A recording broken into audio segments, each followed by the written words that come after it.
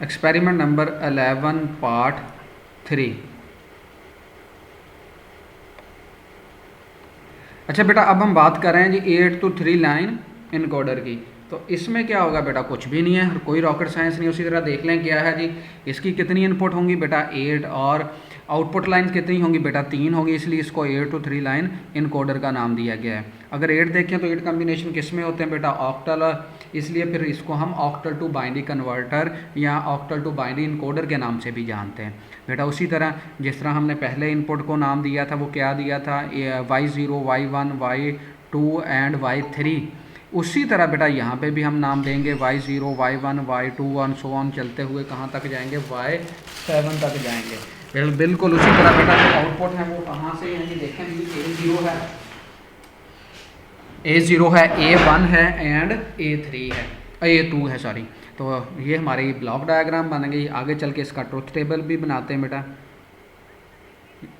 ये देखें जी हमारे पास Y0, Y1, Y2, Y3 so on. इसका साइज़ ज़रा चलें इसको बाद में कर लेते हैं। तो वो आपने देख लिया है, ये देखें। और आउटपुट पे मेरे पास क्या मिल रहा है, A0, A1, A2।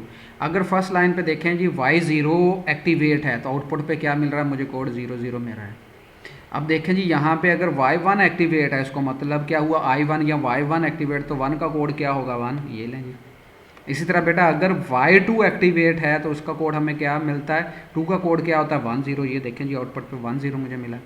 इसी तरह बेटा अगर Y3 एक्टिवेट है या इनेबल है या हाई है तो उस फॉर्म में मुझे क्या कोड मिलेगा, 3 का कोड क्या होता है 11 होता है, तो ये देखें 11 मिला।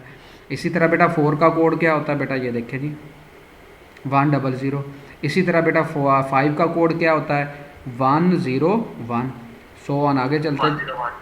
इसी तरह बेटा 6 का क्या होता है, 4 और 2 6 होते हैं, इसका मतलब 110 होगा।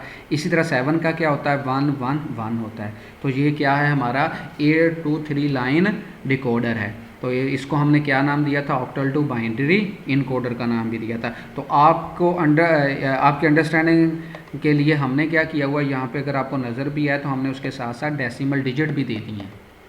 ये देखें 0, तो Y0 जो था वो इनेबल है, हाई है।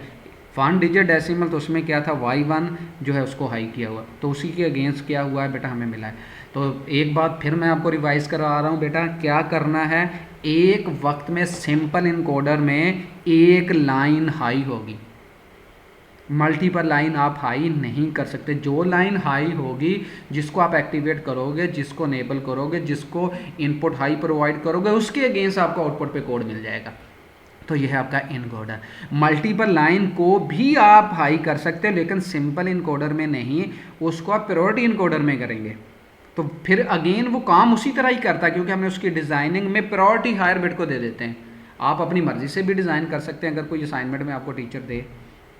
अब अगर इसको हमने इंप्लीमेंट करना हो 3 to 8 लाइन इनकोडर को, तो कैसे करेंगे बेटा, Y0 की एक्सप्रेशन लिखेंगे, Y1 की लिखेंगे, Y2 की लिखेंगे। अगर हम वो सिंप्लीफाई वाला मेथड ही देख लें तो अगर हम Y2 की बात करें, ये 1 कब होता है भाई, 1 कब है, ये देख लें जी, नीचे आ जाएं जी, ये यहाँ पे 1 है, ये देखें ये 1 है। चलो मैं यहाँ से हाईलाइटर उठा लेता हूँ, इधर 1 होगा, तो ये 1 कब होगा, जब ये 1 होगा 4 वाला। इधर 1 है तो कब होगा, जब 5 1 होगा। तो ये 1 इधर भी मिल रहा है, तो ये 1 कब होगा, जब 6 होगा। ये 1 कब मिल रहा है, जब 7 जो है Y7 वो हाई होगा। इसका मतलब है 4 5 6 7 अगर इनमें से कोई भी हाई हो तो ये आपको आउटपुट पे क्या मिल जाएगा, हाई मिल जाएगा। क्लियर बेटा, कितना इजी सिंप्लीफाई मेथड आपको ये सेकंड अप्रोच में मिल गया। उसी तरह बेटा अगर A1 की बात करें, पहले इसको साफ कर लेते हैं। अगर A1 की बात करें तो कब मिल रहा है आपको 1, इधर 1 मिल रहा है और इधर 1 मिल रहा है, इधर मिल रहा है और नीचे भी मिलेगा आपको, ठीक है ना। अगर इधर 1 मिल रहा है तो ये कब है, हाँ जी वेरी गुड, गॉड सी। तो कब मिलेगा, जब Y2 हाई होगा। इधर क्या मिलेगा, जब Y3 हाई होगा। फिर कब है, जब ये Y6 हाई होगा। सो ऑन आगे चलें बेटा, इधर से देख देख के आपने काम करते जाना, कितना इजी मेथड है। ये देखें यहाँ पे कब मिलेगा, जब आपका 7 होगा। क्लियर हो गया बेटा। इसी तरह अब कौन लिखवाएगा, A0 की कौन लिखवाएगा हसीब के अलावा, तू ही लिखवानी है, किसी होर ने भी लिखा लेंदे। चले तू। नहीं, कॉपी केस वाला नहीं लिखवाएगा।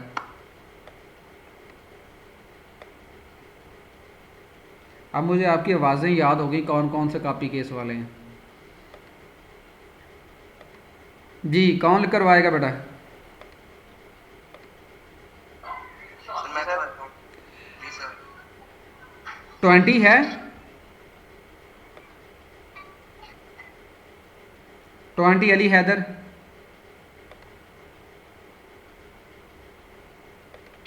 यस सर है। हाँ जी अली हैदर बेटा, लिखवाओगे बेटा? Yes sir. Oh very good, जिंदाबाद। वॉइस सही फ्लक्चुएट हो रही है सर वॉइस। हाँ जी, वो जब क्वेश्चन हो ना फिर अक्सर हो जाती है, उस पर परेशानी होती जैसे है। पहले बोल रहा था वैसे वॉइस फ्लक्चुएट अच्छा हो अच्छा, रही कोई है मसला नहीं बेटा, कोई मसला नहीं, आवाज़ अपनी है, फ्लक्चुएट हो भी गई तो खैर है। चलें जी, लिखवाएं बेटा, A0 की एक्सप्रेशन लिखवाएं, क्या होगी? सर। आपकी वॉइस फ्लक्चुएट हो रही है सर, समझ नहीं आ क्या बात है, चले किसी और से पूछ लेते हैं बेटा, मेरा आपने 2 मिनट ज़ाया कर दिए हैं। मैं लिखवा देता हूँ। शोएब है बेटा, 26 शोएब, 26 शोएब। जी सर। वेरी गुड जी बेटा, शोएब आप लिखवाओगे? जी सर। जी A0 की लिखवाएं, एक्सप्रेशन क्या बनेगी? जी सर लिखवा दूँ। जी जी लिखवाएं। A complement B complement. हैं ओ भाई, इधर तो A भी है ही नहीं, A नॉट सर ही। मैं लिखवा दूँ फिर। सर मैं लिखवा देता हूँ। चलिए आप लिखवा दें बेटा।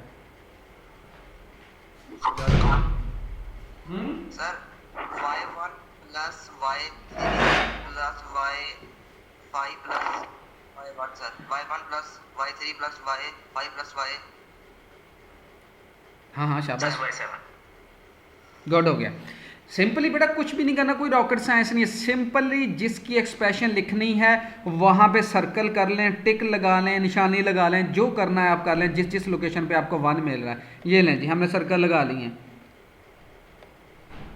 क्लियर हो गया? अगर हम A0 की लिखने लगे हैं, जिस जिस लोकेशन पे आपको 1 मिला है वहाँ पे आप टिक लगा लें, सर्कल लगा लें या आइडेंटिफिकेशन मार्क दे दें, जो भी आपने करना है। इसका मतलब है कि A0 इन लोकेशन पे आपको 1 मिल रहा है। अब हमने देखना ये 1 क्यों मिल रहा है, हम देख लेते हैं कि इनपुट रिलेशन के साथ इसका एरो निकालें, इनपुट के साथ ये इनपुट बनती है इसकी। इसमें देखें कि ये जो हमारे पास इनपुट हैं, इनमें से देखें कोई एक 1 होगा तो तब भी मुझे 1 मिलेगा, अदरवाइज तो 1 मिलेगा ही नहीं। तो इसमें देख लें बेटा कौन सी चीज़ 1 आपको मिल रही है, y1 मिल रहा है, तो एक साइड पे सिंपली y1 लिख दें। उसके बाद देखें जी फिर आपको 1 कब मिल रहा है, इस लोकेशन पे मिल रहा था, इसको बिल्कुल उसी तरह एरो निकालें, इनपुट के साथ रिलेशन इसका चेक करें। जब मैंने इसका 1 का चेक किया तो मुझे सिर्फ y3 मिला, तो मैं क्या करूँगा, इसके साथ ही y3 लिख दूँगा। क्लियर हो गया? फिर का 1 मिला मुझे, ये 1 मिला। उसी तरह इनपुट का रिलेशन देखें तो इसमें मुझे y5, तो मैंने क्या किया, यहाँ पे y5 लिख दिया। बेटा अगर कुछ डिजिट वो उसमें कोताही हो तो वो माफ़ करना। अच्छा इसी तरह A0 पे देख लें बेटा, लास्ट में मुझे यहाँ पे मिला, इसका इनपुट के साथ रिलेशन देख लें तो ये इसका इनपुट का बना है, तो इस तमाम इनपुट में मुझे सिर्फ y7 मिला, तो यहाँ पे मुझे मैं क्या करूँगा, y7 लिख दूँगा। क्लियर? अब बात आती है कि इसमें इनमें जो लॉजिक फंक्शन है वो कौन सा परफॉर्म होगा। बेटा इन चारों में से कोई भी 1 हो तो A0 1 हो जाएगा। तो कौन सा लॉजिक बनता है बेटा, मेरे पास R, तो मैं यहाँ पे R फंक्शन अप्लाई कर दूँगा। ये लें जी, तो ये किसकी बेटा एक्सप्रेशन बन गई, A0 की। क्लियर बेटा? इसी तरह आप किसी भी एक्सप्रेशन को कैलकुलेट कर सकते हो। हमने A0 की भी बना ली, A1 की भी बना ली, A2 की भी बना ली है। तो इस तरह बेटा अब हम इस सर्किट को इम्प्लीमेंट कर लेते हैं। ये भी हमारे पास सिंप्लीफाई फॉर्म में आई हैं। आगे चलते हैं जी, इसको इम्प्लीमेंट करते हैं। ये देखें जी, वो जो एक्सप्रेशन हमने लिखी थी उसी के हिसाब से नीचे फिर वो A0, A1 और A2 की एक्सप्रेशन लिखी हुई हैं। फिर हमने क्या किया बेटा, जितने वेरिएबल यहाँ पे यूज़ हो रहे हैं उनके अगेंस्ट पे हमने टॉगल स्विचेस ले लिए हैं। ये हमारे पास वो टॉगल स्विचेस हैं, y1, y2, y3, y4, y5, y6